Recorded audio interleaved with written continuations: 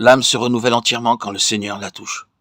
Mais le peut comprendre celui-là seul qui en a fait l'expérience. Car nous ne pouvons connaître les réalités célestes sans le Saint-Esprit, et Dieu nous donne cet esprit ici-bas.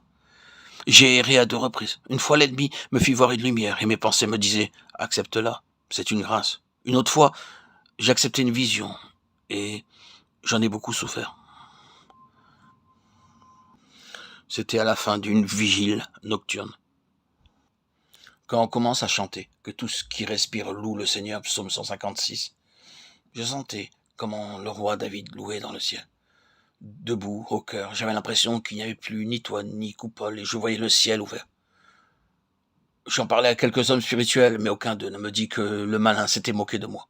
Moi-même, je pensais que les esprits mauvais ne pouvaient louer Dieu, et par conséquent cette vision ne pouvait être du malin.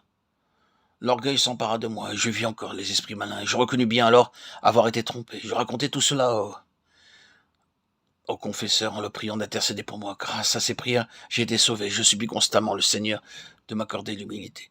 Si l'on me demandait quelques dons, voudrais-je recevoir de Dieu? Je répondrais l'esprit d'humilité, qui plaît par-dessus tout au Seigneur. Rappelle-toi qu'au moment où les esprits t'assaillent, le Seigneur te garde. N'aie pas peur, même si tu devais voir Satan lui-même, s'il voulait te brûler dans son feu et faire prisonnier ton esprit. Espère vigoureusement en Dieu et dis, je suis plus mauvais que tous. Et le malin te laissera. Sentant que l'esprit de malice opère en toi, tu ne dois pas perdre courage. Confesse-toi sincèrement et demande au Seigneur l'esprit d'humilité. Il te l'accordera certainement et toi, dans la mesure de ton humilité, tu sentiras en toi la grâce. Et si tu deviens toute humilité, ton âme obtiendra la paix parfaite. Une âme humble qui garde la force de la grâce du Saint-Esprit a aussi la force de supporter une révélation divine, mais qui possède la grâce dans une faible mesure est écrasée par la contemplation, n'ayant point la force de supporter le poids de la gloire de Dieu. Les disciples tombèrent la face contre terre quand Moïse et Élie sur le mont Tabor s'entretenaient avec le Seigneur transfiguré. Luc 9:30. Mais plus tard, quand la grâce du Saint-Esprit devint en eux plus grande, ils se tinrent debout quand le Seigneur leur apparut, et ils purent même converser avec lui.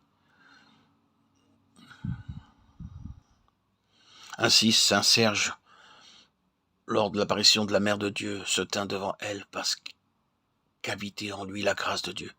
Alors que son disciple Michel tomba à genoux, ne pouvant pas regarder la Mère de Dieu, saint Séraphin de Sarov possédait lui aussi la plénitude de la grâce de la Mère de Dieu.